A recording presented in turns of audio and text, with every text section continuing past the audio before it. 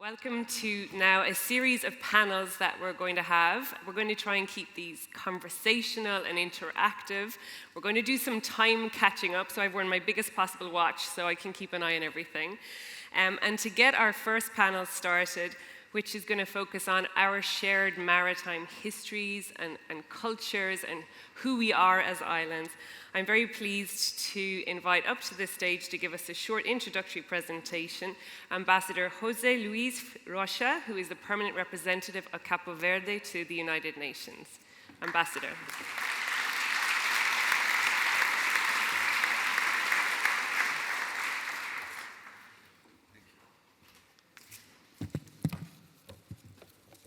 In my speech, it was good morning, but now I have to switch it to good afternoon. In my speech, I had it long. Now they're asking me to shorten it. In my speech, I was supposed to say everything. Now I have to say only the rest, because people before said the rest, everything. Let me start by expressing appreciation for the invitation I received from the government to visit the beautiful Ireland. Indeed, I am happy to be here in Cork. I have been seized by the so many Seafest events and communications showcasing the leadership and commitment of Ireland in promoting the sustainable development of oceans worldwide. And I welcome in this context the launch of the Ireland Strategy for Partnership with Small Development Countries and Islands. I would like to say 2 or 3 things before I speak about Cabo Verde. It's about transforming our ocean in a blue economy. The light side of the history is that blue economy is not a new marketing. The blue in the economy is not only a color. It enshrines the sustainability by which we can build wealth from the oceans through a related, innovative, and integrated activities generating income, employment, and social welfare. In island nations or coastal countries up to 100 kilometers with large EEZs, it is possible to combine the land-based activities with a lot of marine activities. But this is particularly true for small island developing states, since their limited scale and options can be enlarged by addicting this maritime territory as a backbone in which oceans activities offer increased opportunities for the public and private sector investment. And the blue economy is at the core of the 2030 agenda. But in particular, for small island developing states, if we can articulate in a proper manner the SDG 13 on climate action, SDG 14 on life below water, and SDG 15 on life on Earth, we are creating a huge opportunity to make some very big steps forward. But as in every story, we have the light, but we have the shadows. The shadow has been commented widely here this morning. It's about the challenge and the risk to the ecosystem of the sea health and the safety at the sea. Overexploitation of resources, waste and pollution, many plastics, but a lot of antibiotics is going to the sea, and then this is very bad for the seafood chain. Acidification, but we have also threats coming from piracy, illicit trafficking. This said that if we put together light and the shadow, there are global problems which require global solution, but above all, globally and fundamental actions by all. The sustained exploitation of the oceans around the concept of blue economy, it's growing in complexity and stakeholders' participation, and there's a call for a global and integrated governance of this sector. Moreover, with the support of enforceable international laws aiming to a shared understanding worldwide, at least in 3 basic pillars for the ocean sustainability: wealth, health, and safety. And partnership is the natural counterpart of governance for the resilient growth of blue economy. But access to finance remains a major problem for small countries because of their size They don't attract too much private sector because of their vulnerabilities and their skills. This is an issue that must be addressed properly, especially in the context of the complex financial landscape. Let me now turn to Cabo Verde, my own small island in the middle of the mid-Atlantic Ocean, about 500 kilometers off the west coast of Africa, 3 hours for Brazil, 3 hours to Europe, and 5 hours to Boston, when we have a large community, almost the same population of. The sea is the main territory of Cabo Verde, and part of its national identity, geography, history, mobility, migration, economy, culture, the idiosyncrasy and emotions of the Cape Verdean people is in the sea. In its maritime journey, it was through the sea that the Portuguese arrived in Cape Verde in the 15th century. It was through the sea that we launched a very shamed triangular commerce of slavery. It was through the sea that we were hired by the whale boats coming from the US, and then a large community in the Massachusetts and Rhode Island, more than the population of the island. There is a large New Bedford Whale Museum telling this history of 200 years of relations between Cabo Verde and the US. But ocean, it's where we take 80% of our potable water, because there is drought in the islands, and drought leads to the water scarcity. Because of drought, we produced migrants everywhere. But pirates, yesterday I was visiting the Charles Fort. There is a similar fort in Cabo Verde. We are invaded by Sir Francis Drake, Jack Cassar. They came from the sea to take our wealth. And now what we want to do is to get people, not pirates, to come to help us to build our economic activity. We have an EEZ of 300 times higher than our country, our land mass, which means that we have EEZ of 1 million square kilometers, the double size of France. We have a blue growth chart that we produce with FAO, and from this blue growth chart, we are strategizing on 8 major sectors in order to build our blue economy. I'm going to skip the different sectors, I don't have much time, but we have also a ministry of the maritime economy that is leading this process. In the framework of the current National Development Plan, the government vision for the marine economy seeks, in one hand, to take advantage of the geostrategic location of the islands in relation to shipping routes and proximity of international markets for transshipment and freight-related services. But at the same time, we want to guarantee the sustainability of our ocean, minimizing the impact of the degradation of the marine and coastal ecosystem. Through the sea, we have a sanctuary, one of the biggest sanctuaries in the Atlantic Ocean for turtles. We want also to protect our reefs. We want also to protect our fishery stocks against illegal fisheries. These are some challenges that we have. The vision underlines the strategic and transformational importance of the marine economy and its contribution to positioning Cabo Verde as a circulatory economy in the Middle Atlantic Ocean. There are plenty of reasons to invest in Cabo Verde.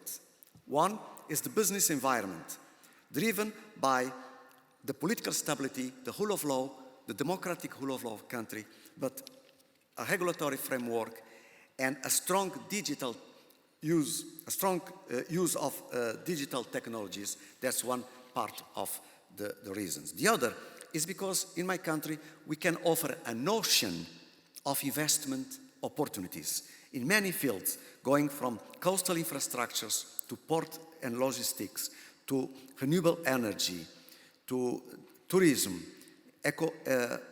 ecotourism, coastal tourism, trekking, ship, cruise tourism, and so on. But we have also research and many other activities including security and safety.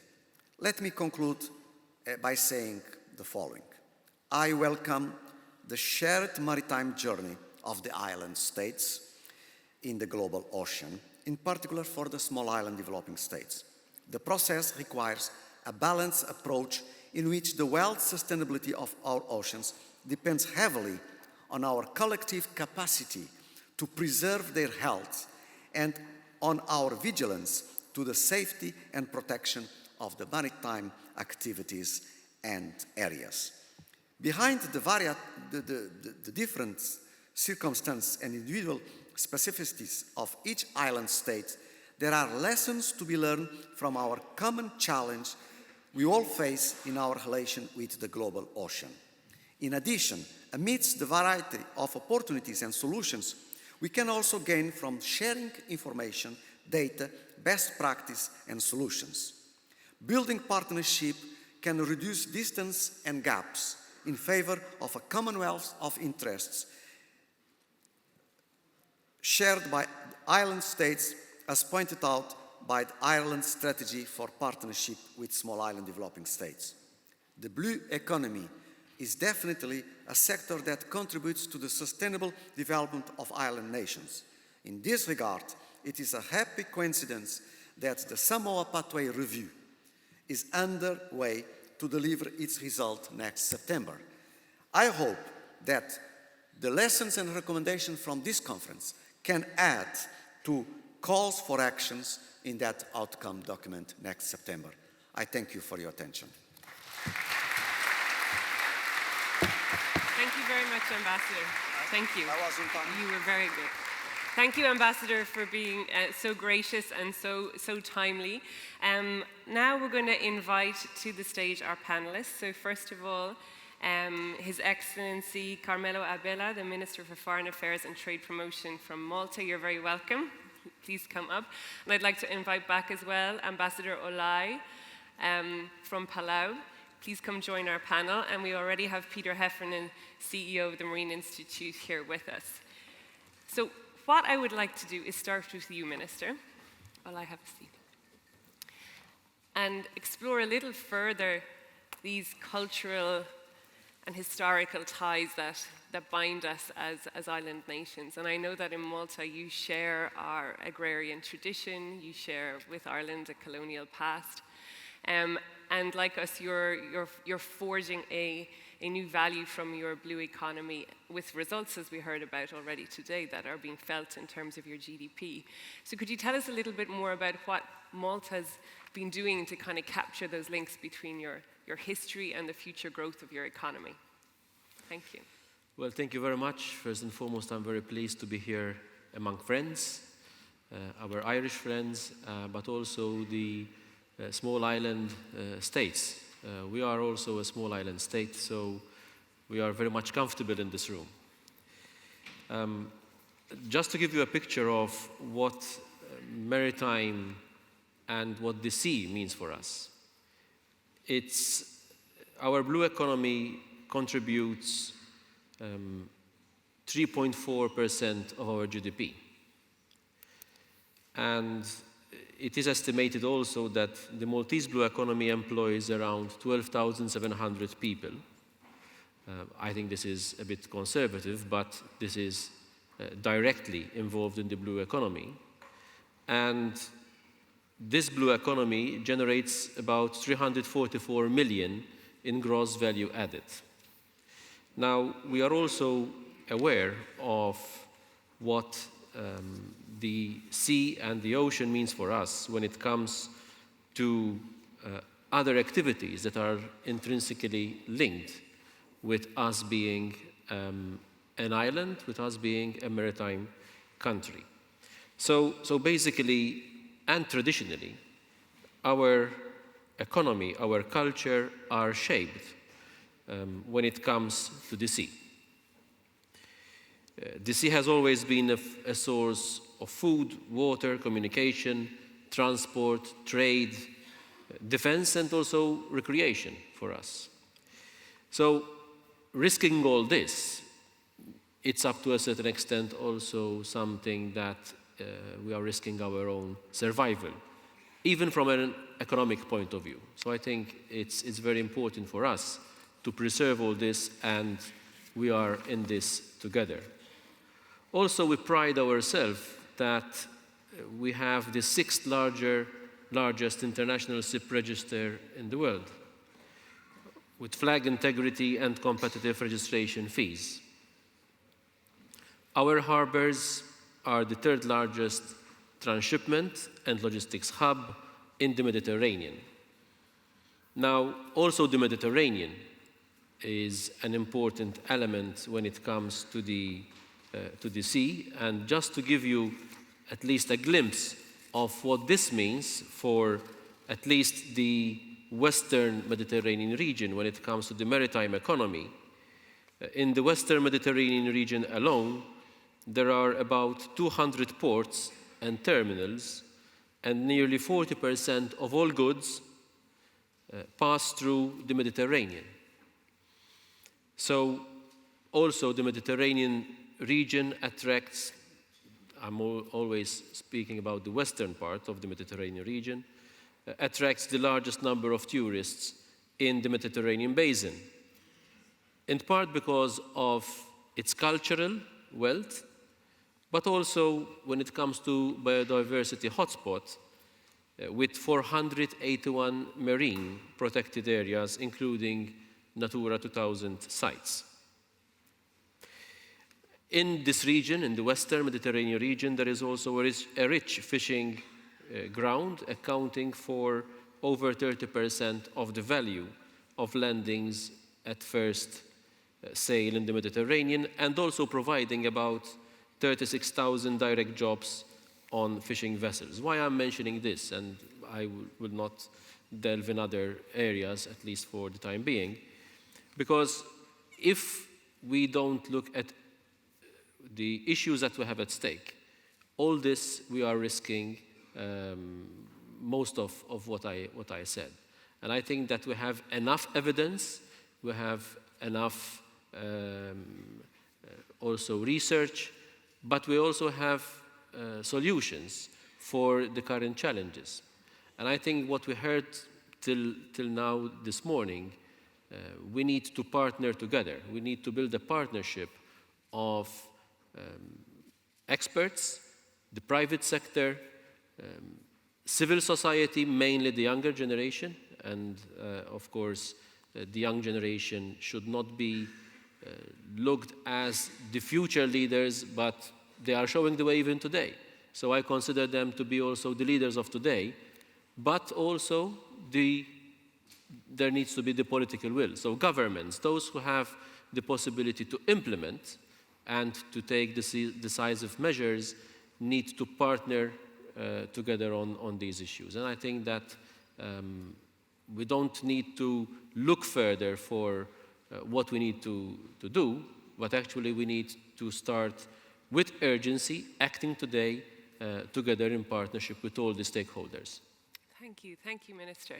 You stressed there the importance of preserving our oceans for us, the citizens of the small islands, and you mentioned that one way that you're doing that in Malta is through a very impressive number of 481 marine protected areas. I know that Palau also has a very long history of protecting your marine areas, and I'm lucky that I have been diving in some of those marine protected areas and enjoyed all that they had to offer, some of the best shark diving I've ever done in my whole life. But could you tell us a little bit about historically why it is that you were so avant-garde in Palau around setting up marine protected areas and knowing that you needed to protect these resources for the long term? Thank you, Tara. Interestingly, well, I know Tara has been diving into Palau, so I just want to say, my president always says the sharks in Palau are vegetarian. Yeah, they are.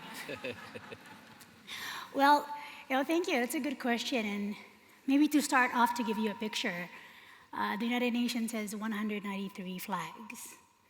And if you notice the color of my flower, Palau is the only flag out of the 193 that has an ocean in the background and a full moon as a backdrop. So it really is a a vision, basically, that our forefathers had known that ocean is part of our life.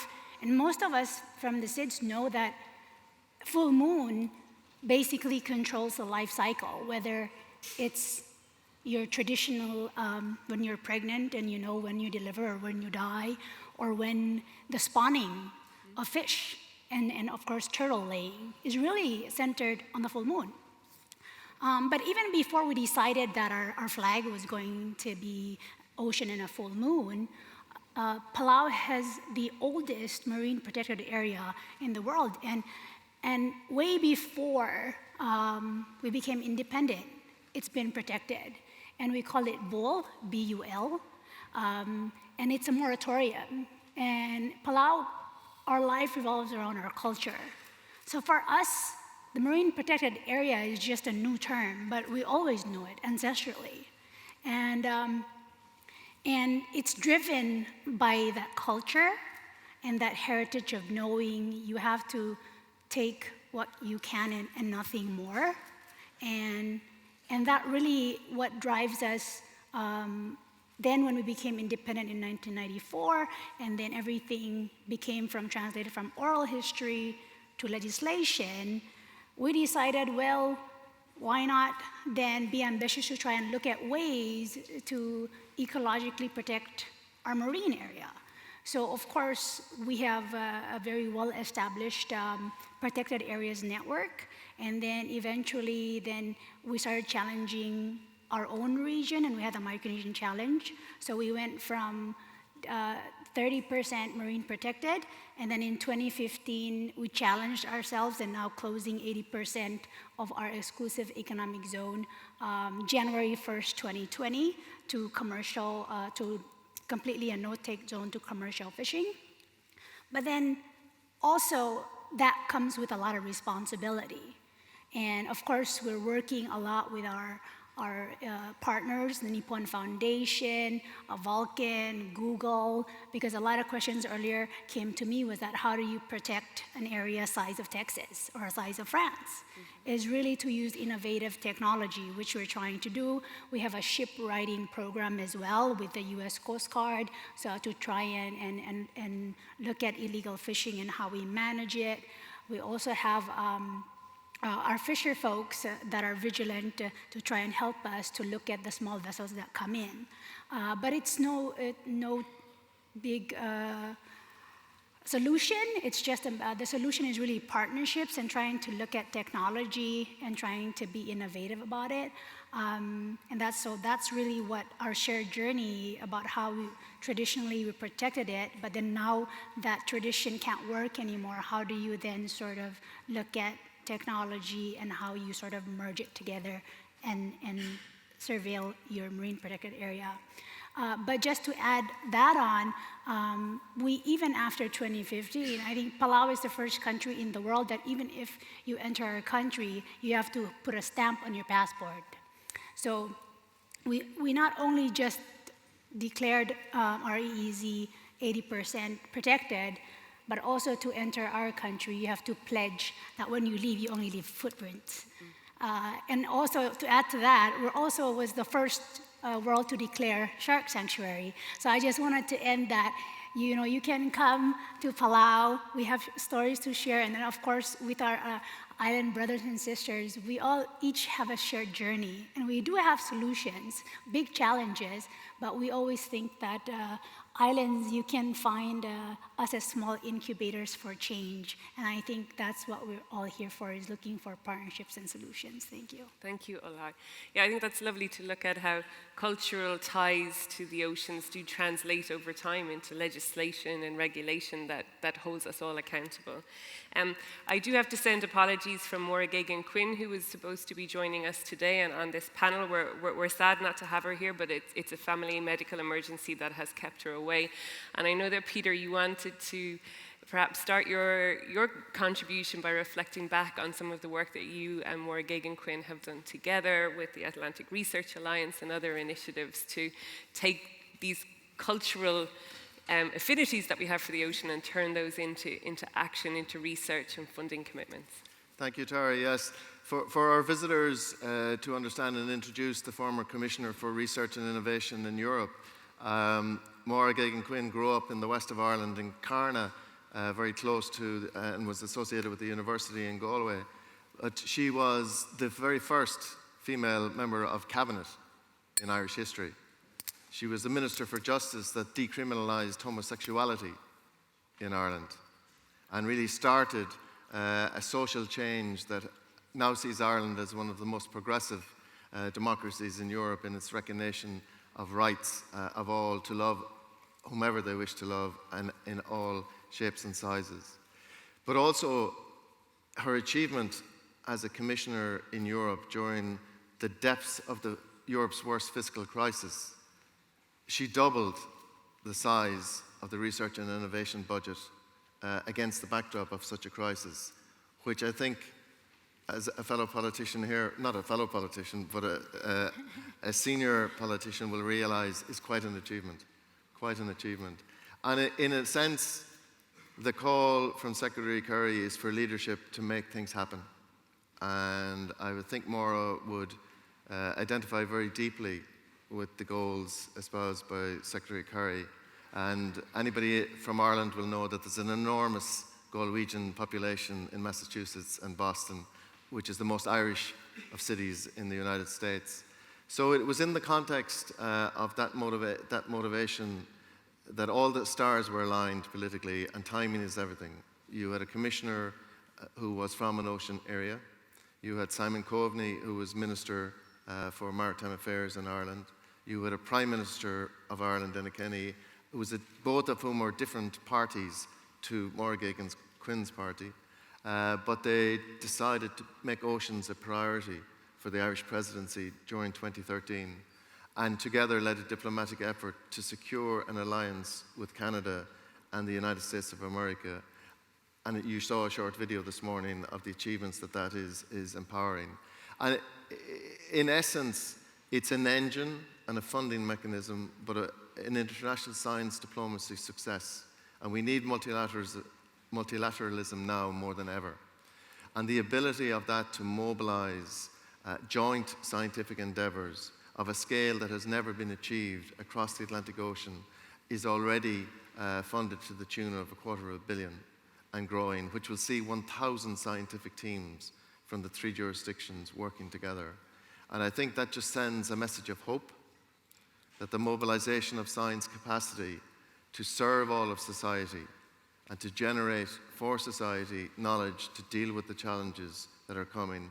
I think it's true to say the scientific world is aligned with that service ethos and the requirement to serve society, to give us open access to systems that we need, which we might talk about. Thank you. So thank you, Peter. And I think collaboration is something that needs to not only infuse, obviously, how we do research, but how we give leadership and how we lead politically in the world as well. Minister, I might just come back to you now. I'm really conscious of time. We're going to have to make this panel so much shorter than we had hoped for. But Minister, I wonder for you how you see the opportunities for that type of political multilateral collaboration in bringing the joint voices of island states to the fore in the EU and more internationally. Well, I think this is the struggle that we have, because we know that multilateralism from certain quarters are under attack. I think the involvement of foreign ministers in the issue of climate change is important, because we know and we are aware that we are not talking only about climate change and the consequences of not doing what we need to do. Situations are interlinked. It's not a question that we need to solve one challenge and then we have the luxury to try and solve the next challenge. Basically, we have to tackle all our challenges at the same time.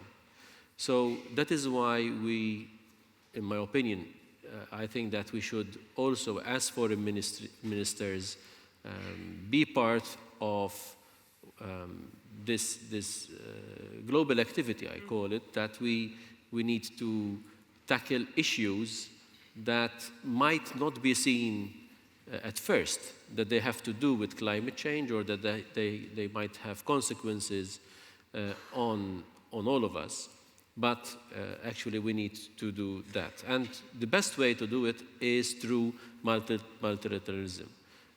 And this can be best seen within the United Nations, and I think the United Nations is playing and needs to continue to play a major role. But we have regional organizations. You mentioned the European Union. Yes, we need to do more also within the European Union. We have other international organizations, be it regional, be it global, so we need to do more there, even when it comes to the small states. For example, Malta is also a member of the Commonwealth. And out of 53 countries, we know that 31 are considered to be small states. In my country, we have what we call the Commonwealth Small States Center of Excellence. The main purpose is not to sporadically discuss issues that have to do with small states, but to continuously discuss and see how we can help each other, even when it comes to capacity building, for example, because we are talking about small states that might be the first challenge to have capacity building when it comes to the challenges that all of us are facing. So I think, yes, by working together, it's the best way, and I think that's the only way. Mm-hmm. We heard from Secretary Kerry, we heard from my dear friend Simon, that no country, irrespective of how big this country is, can deal with all the challenges alone. But together we can, and I think that's the only way for us to tackle the issues, irrespective whether they are directly linked to climate change or not. I mean, the current state of affairs in the Mediterranean, and my country is situated in the center of the Mediterranean, where at times we hear about the migration crisis. Mm-hmm. It's not only about migrants trying to cross the Mediterranean. It's also about what's happening in sub-Saharan countries, where they are considered to be developing countries with the difficulties that they are facing also when it comes to drought, to lack of food, lack of education, lack of health. So all this leads and can lead to people to migrate from one place to the other. Usually we refer to these as economic migrants. Mm-hmm. But I think that we need to think even further whether there is another reason why they are leaving their respective countries and their respective regions. And maybe the effects of climate change can also be considered as one of the main reasons for these people to leave their respective countries. I'm not going to talk about the situation in Libya, which is a bit, the problems that this country is facing when it comes to security and stability in the region, which is also causing people leaving this country, not only those who are in transit, but also the risk is also for Libyans to leave their respective country. So that is why I said that foreign ministers need to be also as part of the solution when it comes to discuss climate change, but also other issues. And to have this item on the agenda of our meetings. Yeah. I think the momentum that was mentioned before, first we need to be aware of the subject, of the challenges that we are facing. So raising awareness, I think it's of utmost importance, and then the momentum in actually do what we have to do. So yes, I agree with you when you asked about whether multilateralism is the answer. It is, it always was, and I think the greater the challenge, the greater should be the effort internationally. I think 2 points to share with all our visitors, especially to realize that Ireland has only been through a very recent journey in building up scientific capacity to deal with our enormous marine resource. It is less than 20 years ago we did not have the capacity to sail 30 hours, which meant we could not visit more than 10% of our entire ocean territory. We were out-invested 50-1 every day, every week, every month, every year in knowledge creation about that resource. But with the support of progressive and successive governments, that gap has been bridged, and our visitors have experienced a strong capacity in ocean science. I'm very hopeful that Ireland's voice can be very helpful in addressing and creating an open access policy to knowledge creation. Europe, in its next framework programme, is taking on a Mission Ocean, which will expand and deepen the focus on maritime, not only in a European focus, but in a global focused arena.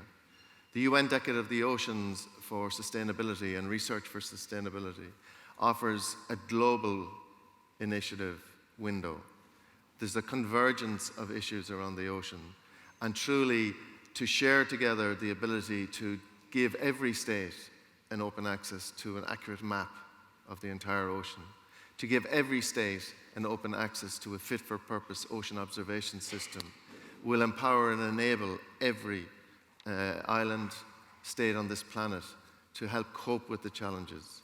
And this is a mission that we look forward to in the Decade of the Oceans, and Ireland stands ready to make a very strong contribution in partnership to assisting all for that open access system. Open access builds trust. Trust builds success. And a common purpose is there, as we've heard from our leaders. The job needs to get done. Let's do it.